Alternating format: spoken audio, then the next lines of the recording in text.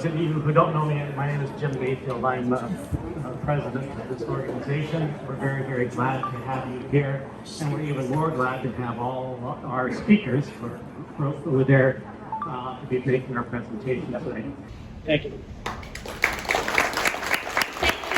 So much, everybody, for being here. I am Felicia Cowden. I am the committee chair for public safety for the county council, and I'm going to introduce our group here. Before I do that, I just want to acknowledge how many wonderful people that we have in the room. We have a number of large landowners or members of their team. We have the county is in here. Even I want to just call attention to Managing Director Reiko Matsuyama in the back there.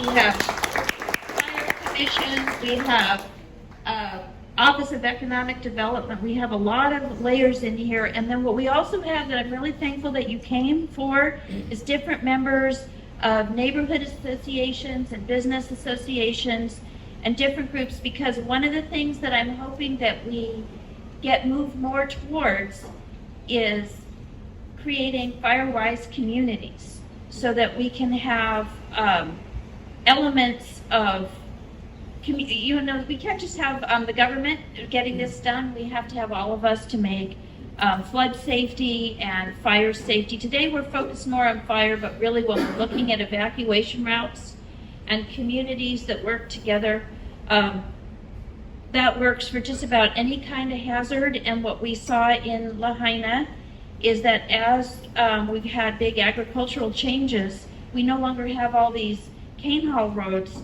that used to be there in the past with cleared fields and cleared uplands. And so these cane haul roads function pretty well as a way to get out and have evacuation routes.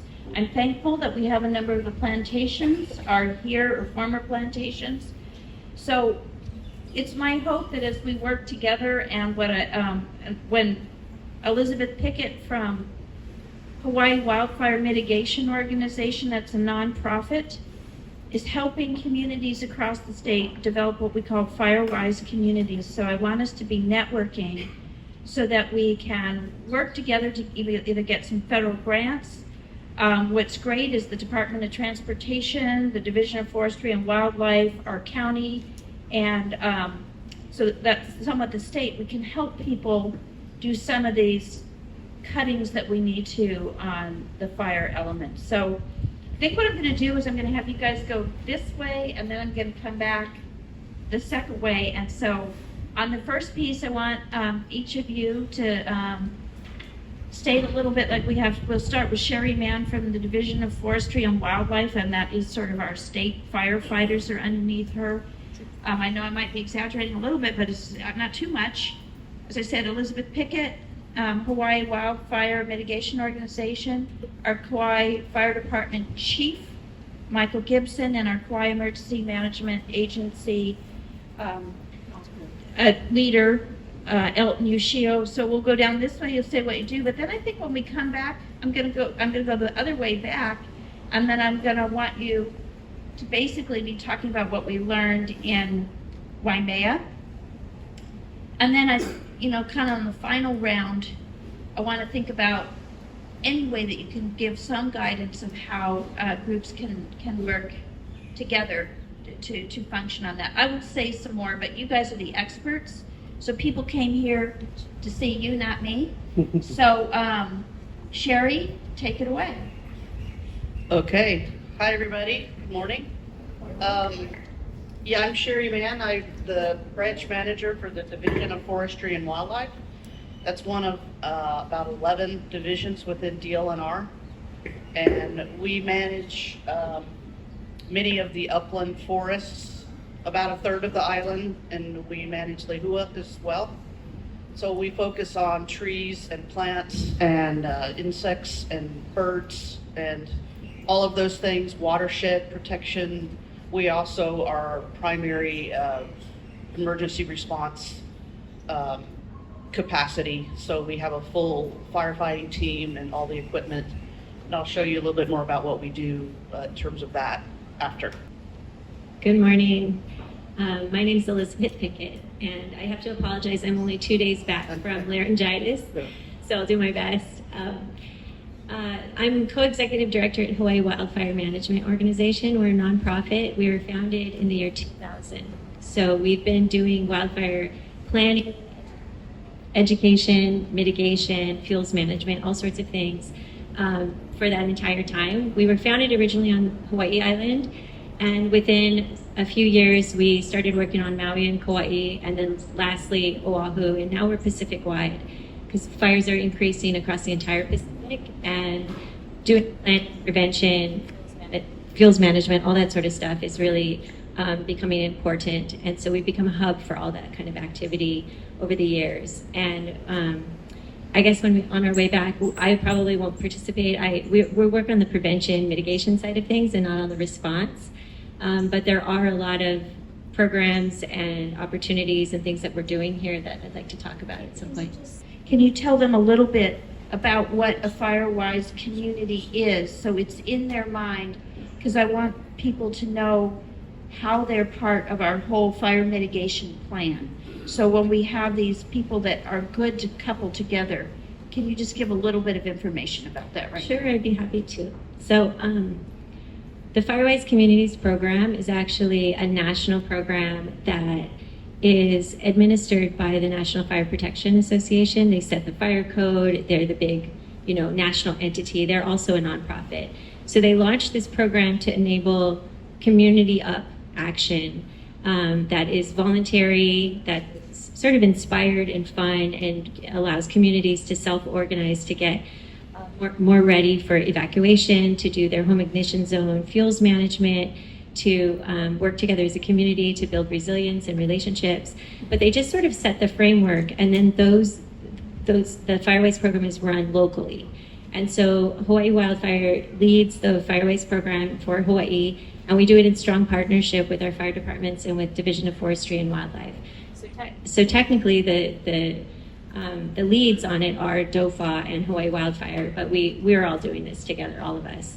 And what it requires is a community to decide on its own, a handful of neighbors within a neighborhood deciding that they want to take the lead on getting their community and their neighbors more aware of fire risk, more aware of the activities they can do to reduce that risk, to start to do some neighborhood activities to take action. Sometimes there's, clean up your yard day and followed by a potluck, or we raise funds from grant funding to do vegetation removal, waste removal, or chipper days, or to do, defensible space work and things like that. And so over time, as the projects grow from smaller projects that feel doable, like tracking your yard work hours, to bigger picture secondary egress route, big projects, it builds those relationships over time, and little by little, all those activities start to become part of the culture of the neighborhood.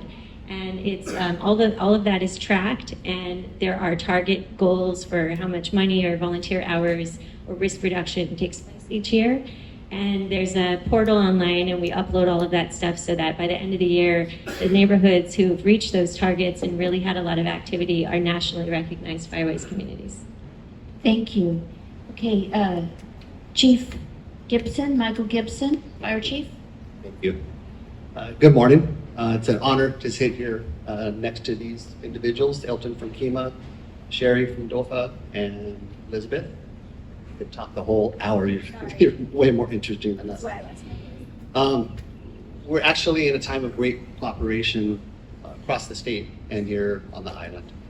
From the State Department of Transportation, helping us to cut fire breaks and reduce hazard fuel. Our own County of Kauai Public Works and Roads Division doing a ton of work for us, purchasing new equipment. And with that, all of our county departments have been leading the way with us. So we know that here and across the entire state, fires, we're seeing more of them every year.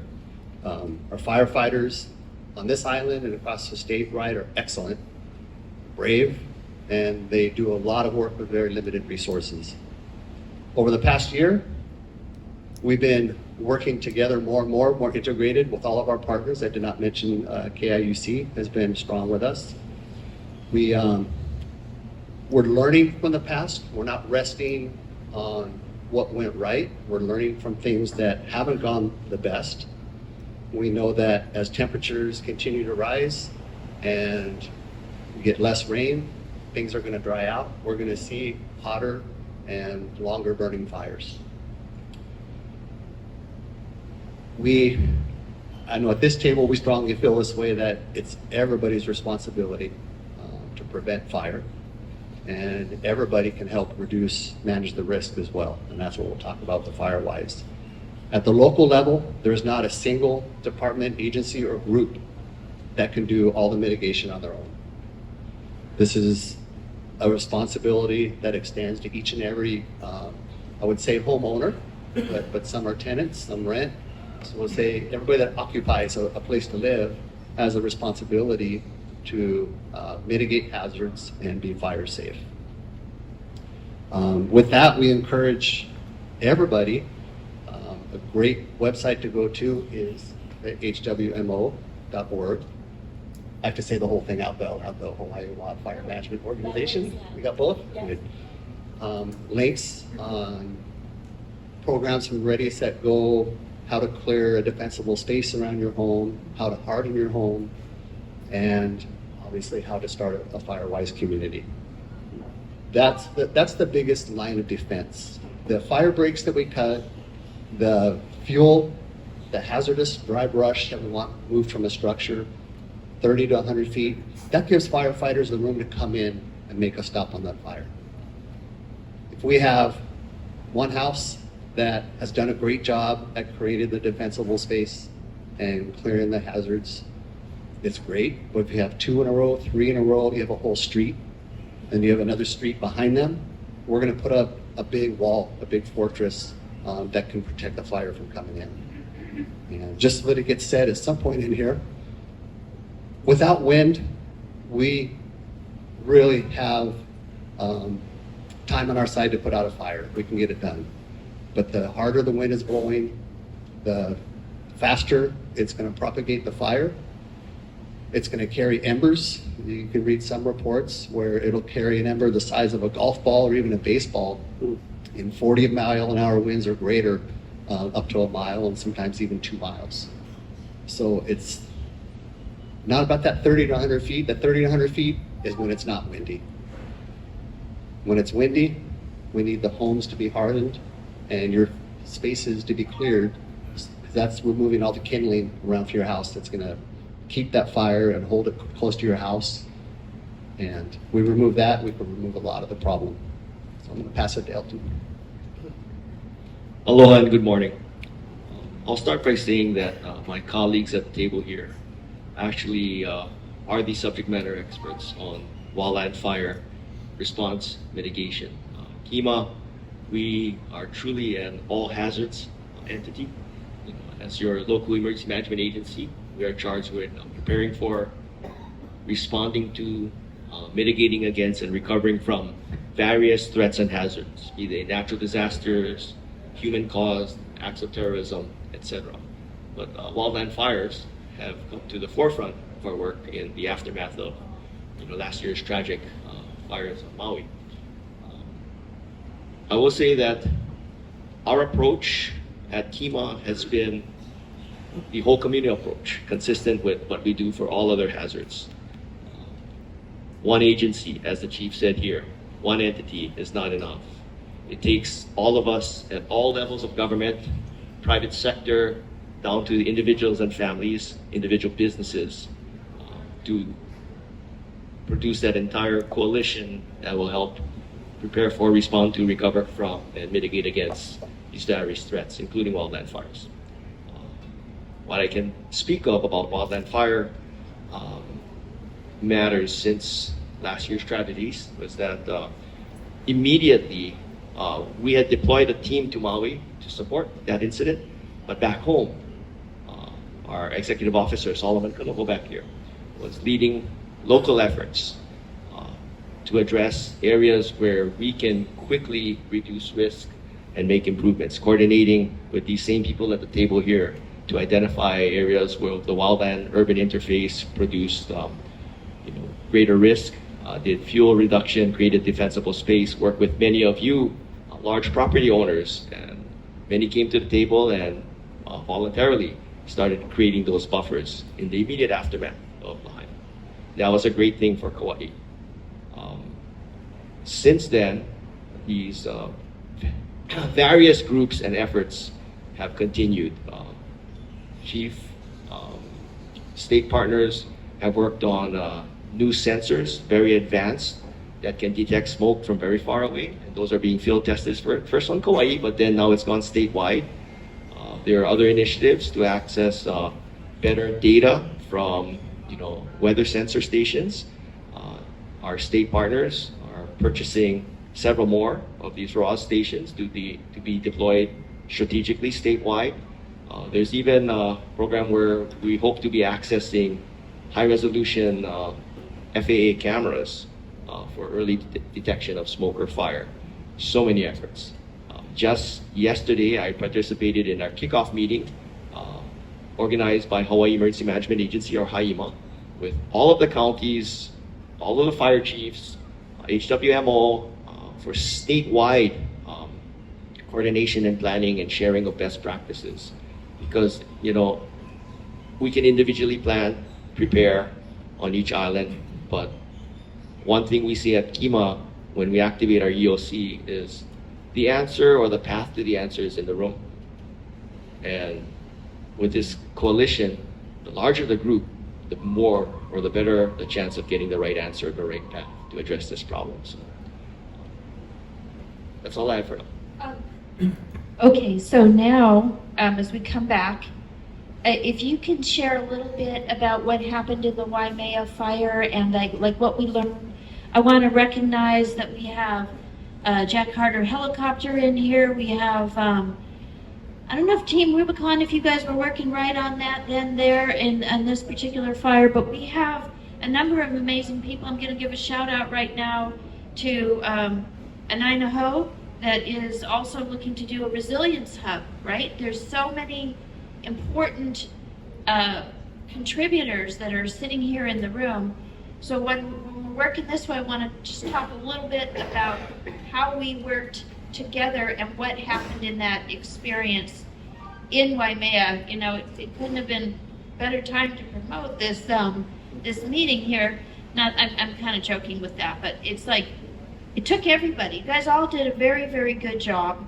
And I want to thank the private sector that came forward on that too. So if you can just share a bit about Waimea. Okay, so for Waimea, let me start by explaining that Kima and our Emergency Operations Center will not automatically stand up for every event that occurs. So if you look at the most basic type of event, like you get pulled over for speeding, that doesn't result in an Emergency Operations Center or EOC activation. If there's a multiple car accident, highway closure, police, fire, EMS, state highways goes out, we don't need to activate. It's when the events are larger, exceed readily available resources, incident complexity gets a little bit too much, they need additional resources, outside resources, then we can support. So something like Waimea, we were initially monitoring. Because we do have senior staff at Kima who are retired assistant fire chiefs and retired battalion chiefs, namely Solomon Kanoho and Gary Hudson. We had just met the week prior with the senior leadership chiefs from KFD as far as coordination with the EOC and requesting EOC activation and resources. So it was good where we were in contact with the incident commanders or battalion chiefs on scene. Our county public safety radio system is administered by Kima, so our telecom officer was engaged in ensuring that they had what we call operational communications in the area. Our emergency management side of the house was ready with our systems warm in case we had to activate any of our public emergency notification and warning technologies, such as your cell phones, your TVs, your radios, your sirens, etc.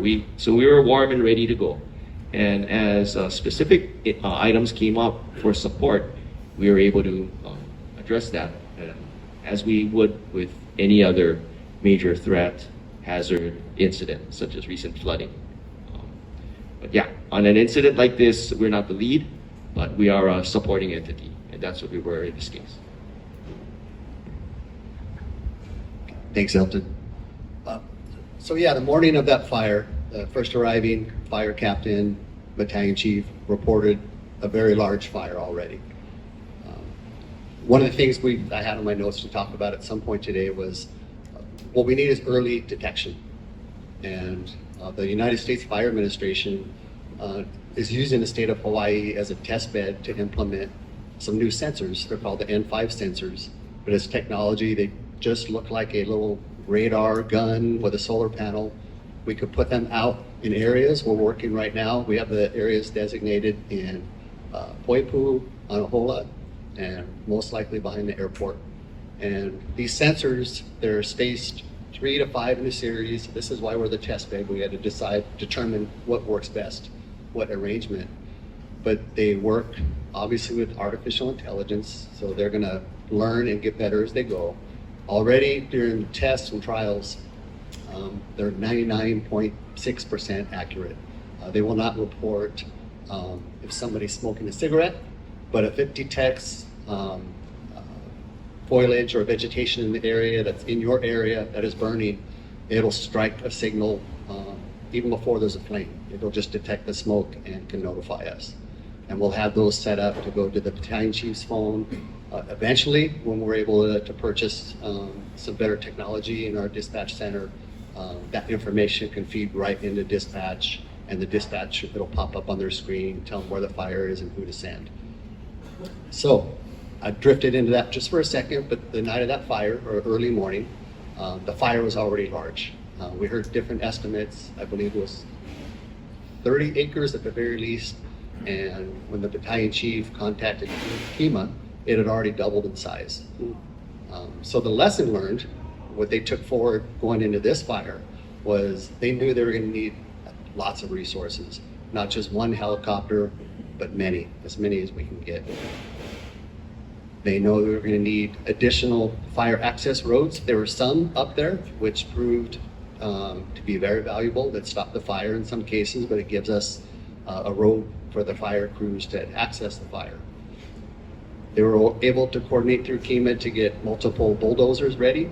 So by the time the sun came up, all these resources were heading to the fire. And we cannot take all the credit for putting the fire out. We were very fortunate it was not a windy day. We have video from the time the fire started and different times throughout the day, and you could see the smoke going up and it would barely drift one way or the other. So this was a large fire. It took all day to put out. It ultimately burned about 300 acres, and that was without wind. If we had wind, it would be a different story, but the tactics and the strategies that they put in place that day, mainly ordering more equipment than we thought would be necessary, proved to be a winning formula that day. I pass. Unless you have a question. We can, I have one. Yeah. Can you just say a little bit of the equipment that we budgeted for? County council, there's a small plug, and the mayor's office. Some increased equipment, and when we get to DOFA, I'd like to hear the increased equipment so that we know our capacity today will be stronger tomorrow. Shout out to KIUC too for all that they've been doing in terms of clearing brush. Thank you, yes.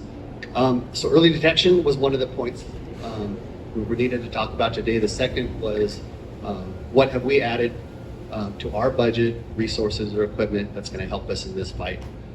Because when we do get the early detection and we arrive, just like the battalion chief and the incident commanders did that day, they knew we needed to overwhelm it. If we were going to get a hold on that fire, we have to overwhelm it as soon as we can.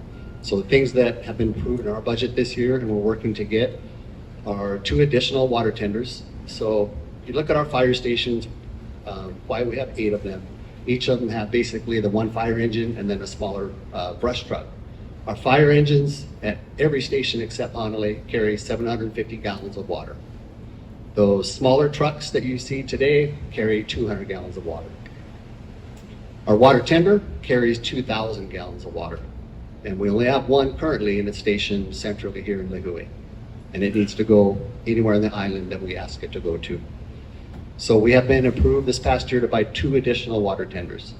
So we'll place them across the island strategically so that we have the shortest response possible to all of our areas. We got the money, but the hard part is getting it here. There's been industry-wide manufacturing delays, so it will take us up to 2 years to get these vehicles in. So another piece of that is those smaller brush trucks that I talked about at our fire stations today with only 200 gallons of water.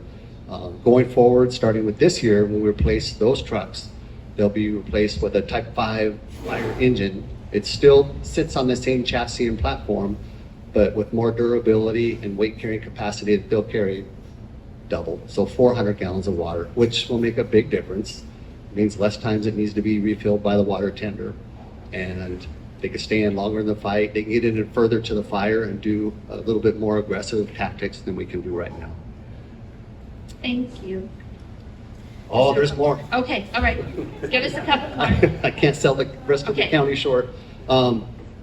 County of, I'll be fast. The Public Works and roads have also been able to purchase equipment that's going to help with fire mitigation and suppression by buying additional excavators, bulldozers, mowers, so to help us prevent and to put out the fire. Great. And Sheri Mann from Division of Forestry and Wildlife. Why may I and your increased capacity? Okay.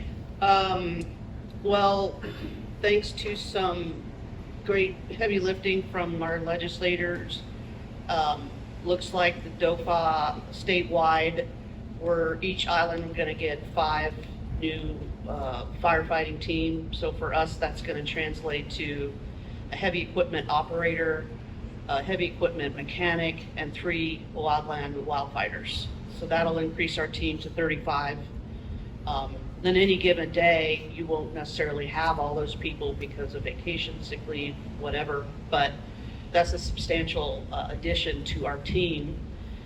And these will be focused on wildfire, not only the suppression in an active event, but reducing invasive fuels and helping with different fuel breaks and things like that. Actively, every year, thanks to a number of different funding sources, we put in fuel breaks all throughout what we call Unit L, so it's that triangle ADC lands between the 2 roads going up the canyon. Agribusiness Development Corporation. Thank you. So we put fire breaks in there or manage them every year. We also do fire breaks all along Contour Road. So that's just built into what we do every year. Also, we're going to get, we hope, 5 new pieces of wildland firefighting equipment. So a water tender, some small slip-on units that carry much less water, bulldozer, and a few other things that we haven't quite figured it out yet. But like Chief said, it's going to take a while to get them here on the ground and get them active, but at least we're going to get them ordered. So that's what's kind of new. We're going to put a West Side base yard, and we've got a fire marshal going to come back in, right? That came from the state. Yeah, there's a little controversy about that, but Okay. we are actively building what we call a West Side base yard for DLNR. So that's going to be in Lower Hanapepe. Once that's partially built, even we'll be able to stage the majority of our heavy equipment there. So our response times will be quite a bit faster to the majority of the wildfires that we respond to are west. Thank you to Robinson family for allowing us to lease some of their land right now where we are staging a lot of our heavy equipment. And so it was there right before the Waimea fire, and we were able to respond much faster. I did kind of want to show people this map. Okay. We will be putting up this map. While she's setting that up, I'm just going to acknowledge more of our community rock stars that are in here. Red Cross. I want to say Chamber of Commerce. Chamber of Commerce does a whole lot to help get everybody organized. We have KKC, Sam, but when we have the media, that's a really big and important piece. Okay, we got the map up. Okay, so this is fire response zone map. So for everything in green, DOFA is the primary responder. However, the county is so fast and so good that they often respond much faster than we do. And that was the case in this recent Waimea fire. I got the call about 3:30 in the morning and they were already on the scene. And so we were able to get people out there and heavy equipment sometime around sunup, but they were already on it. So huge kudos to them. So this is a response map that was put together many years ago, which basically outlines who the primary responders are and who are the secondary responders. And there's a whole protocol on how to request aid. So say if the county doesn't need help from DOFA, but they can take care of it, they wouldn't call us out. But if they did, we would. But there's also PMRF, there's private landowners, there's many other people who are involved in this wildfire response map. And I think it pretty well covers it. We talk about updating it from time to time, but it's a really important map in terms of communications. When an emergency happens, we go to this map, we know who, what, where. So again, the county is super fast and we're very thankful for their professionalism and help with all that they do. I think you could just leave that. I think just people can have a look at it. And when we're talking about maps, I brought my 3D map here. I'd given one to the last fire chief. I'm very visual, so I think it's good to be able to look at things in 3D. I want to recognize Office of Hawaiian Affairs. There's so many really important people in here. We have Department of Health, we have a National Oceanic and Atmospheric Administration. As we come to this next question, and we got neighborhood associations. I'm just seeing all these amazing people here right now. What I want to be looking at, maybe I will start with Elizabeth because she didn't speak last time, is like what ways different groups can bring things to the table. I also want to recognize at the back Kaeo Kinoshita. He is our, we call him our fire prevention captain. So he comes out and he'll help anybody here if it has an idea. Usually it would be him that would come and work with your organization. So how we can make better choices. Like I even only recently this past year learned that lithium batteries burn. Who knew? And especially one of the big catalysts is salt water. We have plenty of that. So like how we make better choices or how we can work together. As my eyes graze across this room, I see really important large landowners. Really appreciate your being here. How do you see successful examples of groups teaming together? Because I wanted guys to even be able to team together and get maybe some federal grants if that's what needs for these communities. And we have a lot of what I call lollipops. That's like a cul-de-sac with maybe 1,000 people on it, like Hanapepe Heights or Wailua house lots, places where there's the same way in is the same way out and way too many people up there with a cliff on one side and burnable fuel on the other. So give us a little bit of ideas of working together, and we can hear from the others of what way they would like to be able to invite.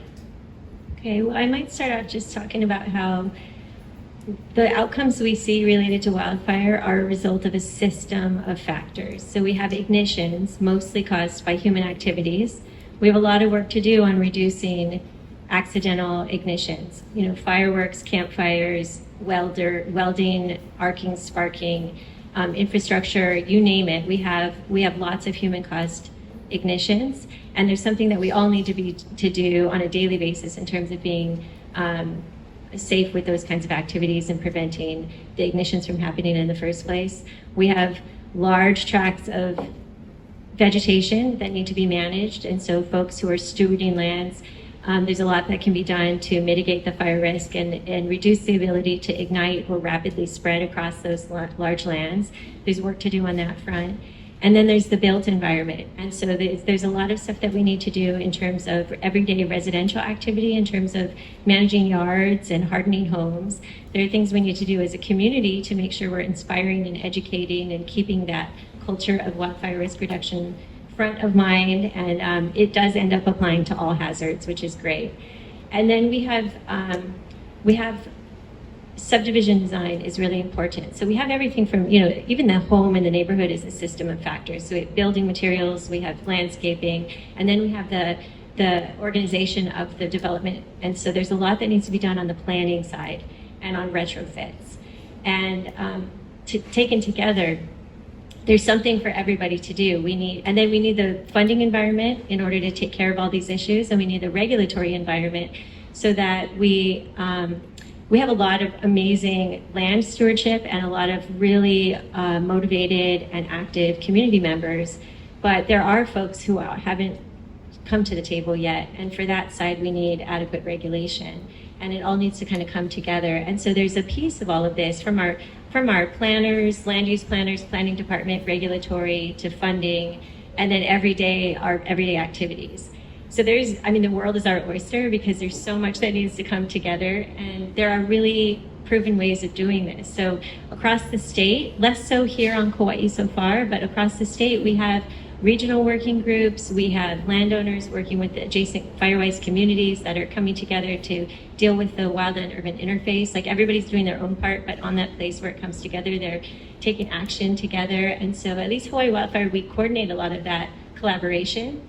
And it's pretty magical because it definitely adds up to more than what everyone can do in their own silo.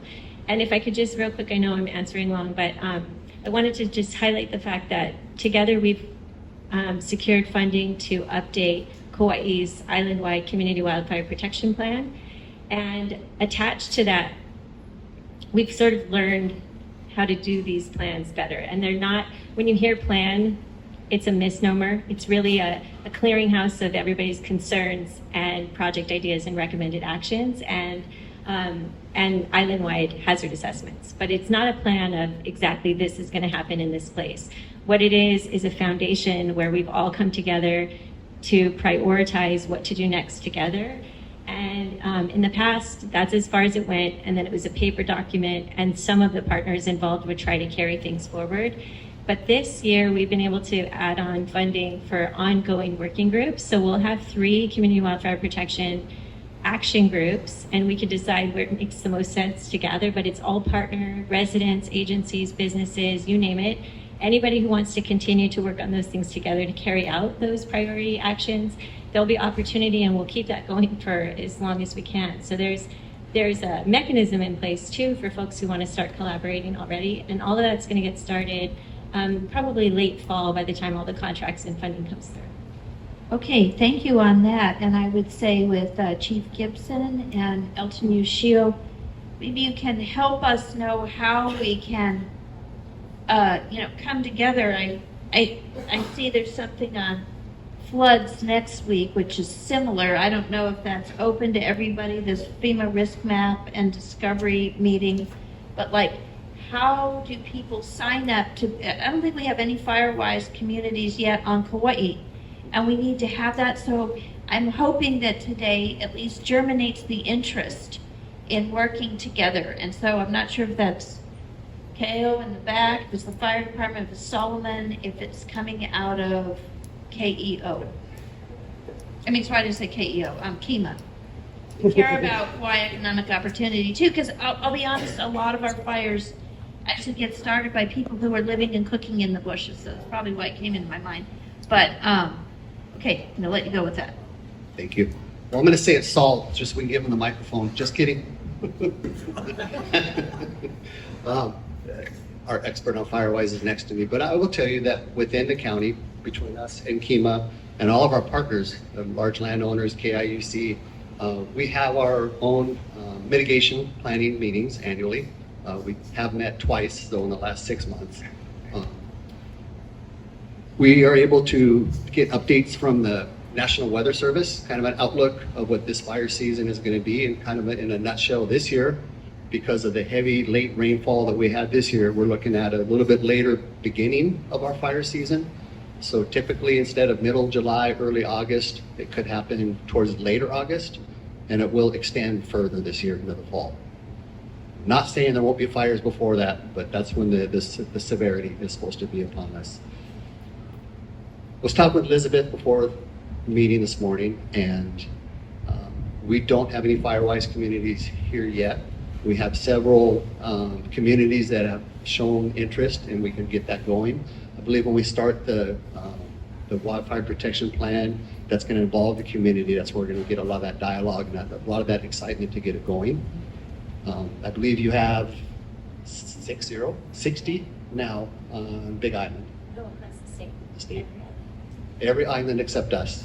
And Elizabeth has been 16 years with this organization, and she was like Noah and the Ark. She told everybody, it's coming, it's coming. She's been getting prepared. Unfortunately, it took a disaster to wake a lot of people up that didn't really think it would happen here. A lot of people knew what happened, and they told us it would happen. But the interest is there. Everybody's ready to be engaged, and we're going to harness that energy when we have these meetings and move forward with this. Would somebody come to call the fire department if a community, we have several community associations here, if they wanted to be in the Firewise community, would they contact? Yep. Yeah. If whatever's easiest, HWMO or contact us. We have established on our webpage through Kauai.gov, fire department, fire prevention, all the links that I've talked about that you can get on Elizabeth's website, HWMO, is there. We're going to partner with them when we get these communities going. So whether you contact us in fire prevention or HWMO, we can get that going. Okay, and then I'm gonna have Elton finish up like where people can get involved, and then we'll have about 10 minutes to take a few questions. As far as areas where people can get involved, I think the best bang for the buck, again, starts at that individual household, individual business level, awareness and preparedness at your respective levels. With that, there are some programs, but again, very limited. One called the Hawaii Hazard Awareness and Resilience Program, or HHARP, which is run by HAIMA, but KIMA assists with that. We have one HHARP or HARP community, and that's Hanapepe Ele, where they She's right there. Yeah, where they went through a process of education and community plan development. That really depends on communities to organize and to commit to participation in the process. If it's, if you can't really get that coalition or that group together, it's not going to work out all that well. But I will say that for HARP or HHARP, we are looking for another community in the near future. And one is kind of sort of step forward, but we'll see if we can seal the deal with them. But that's one way that communities can. As far as businesses, in the past, KIMA has done a lot of engagement of large businesses or community partners. We've done outreach, education for the chamber, for example. KIUC, we just did a round of several, depending on the shifts and the locations, informational briefs on all hazards awareness and preparedness. And we'll soon be doing one for new incoming DOE teachers who come from all over the country to work on Kauai. We do not have the staffing resources to meet every single request. So my ask is that if you're going to ask us if you can do it by coalition or a larger group, such as something like this, that works better for us. Though we do, on occasion, do smaller groups like Elderly Affairs. We're going to individual senior centers, for example, and doing presentations there.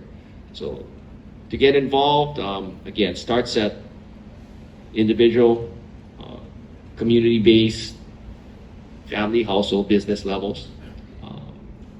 HHARP is one way, your community association, get in touch with Kima and we'll engage you and we'll provide you that information and outreach. Thank you so much. And so we have a number of those types of people. I'm looking at Butch. Can you stand up for a moment? He's running for county council. Butch, I can't say your last name. Could you shout it out? Keahi Olalo. Say it one more time. Keahi Olalo. Keahi Olalo. And he's a retired fireman. Did I say it right? You did. Okay. All right. And then I'm going to be looking for questions. Does anybody have a question that you want to be asking? Nathan?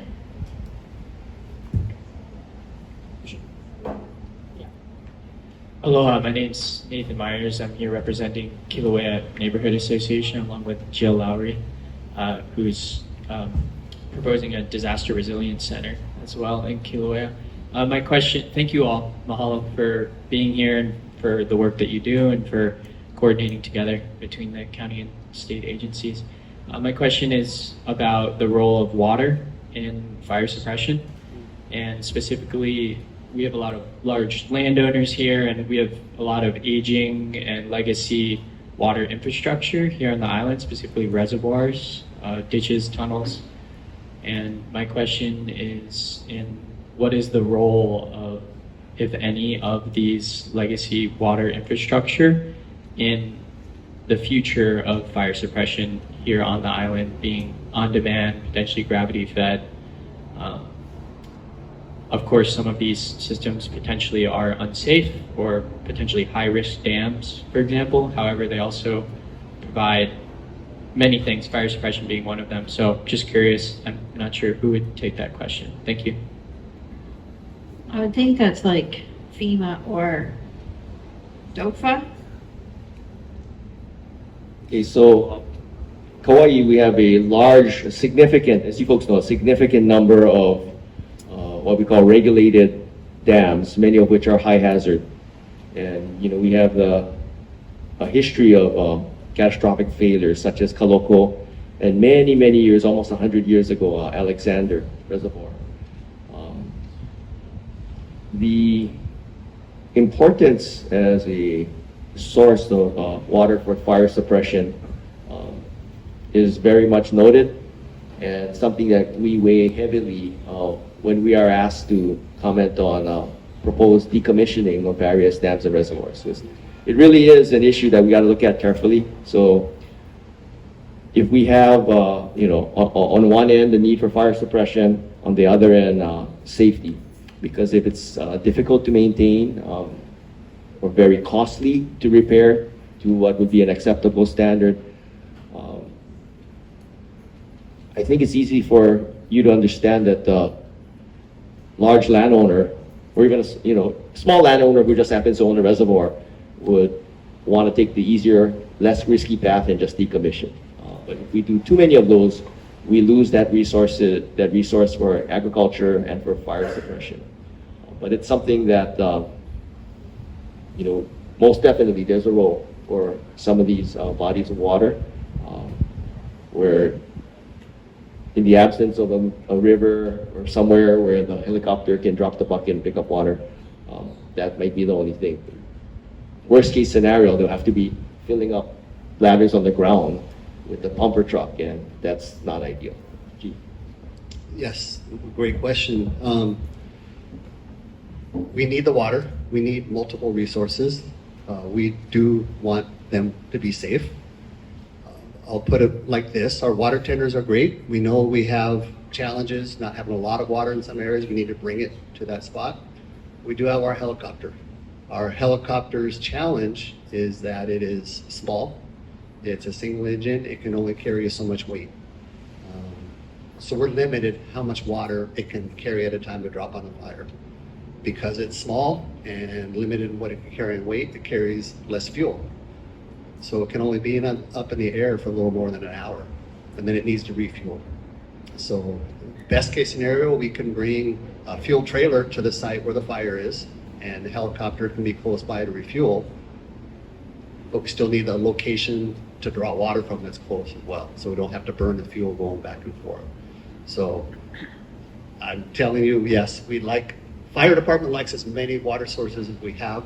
but we understand the need for them to be safe, and it's a tough balancing act between the two. Yeah. I have a question over here. Janice? Hi, my name is Janice Bond. I just discovered I have a fire blanket on my cabinet at the end. Rather than going to a fire extinguisher, which I also have, I wondered, where can I get another fire blanket?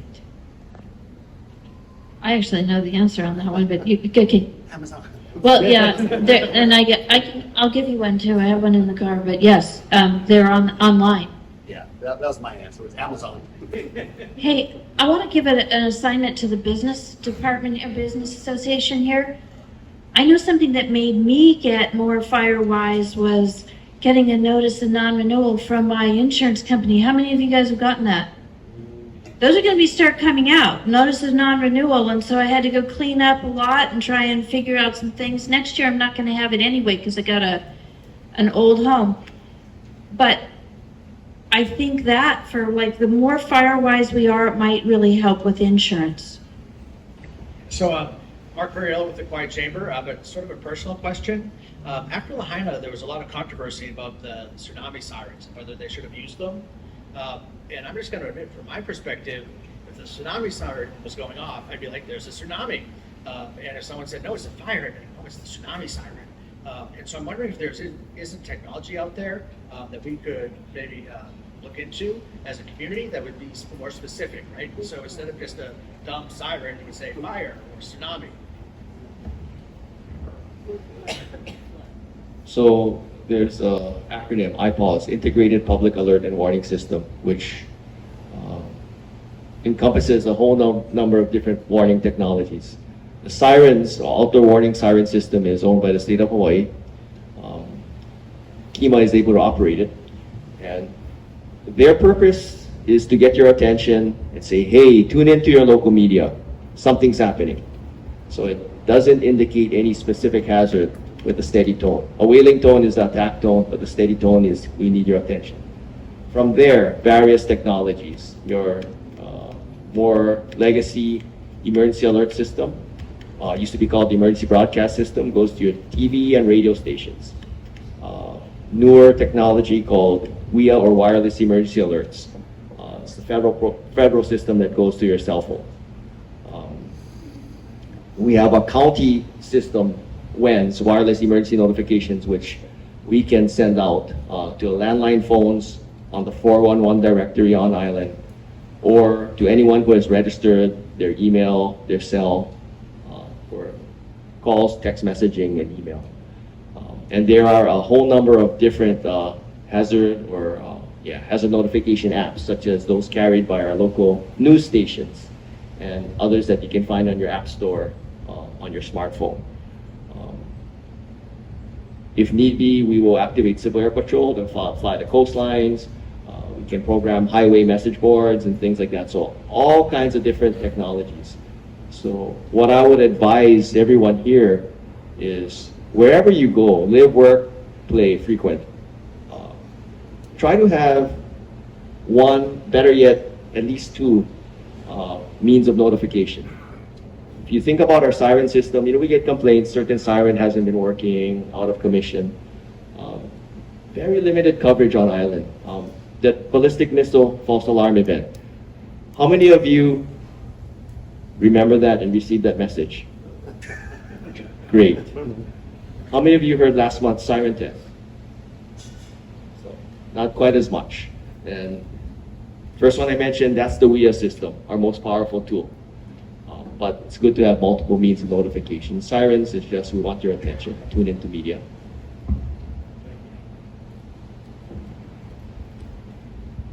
On that note, Elton, you said something that's actually really profound, even though it's simple, that the siren has two sounds, the static one and the warbly one.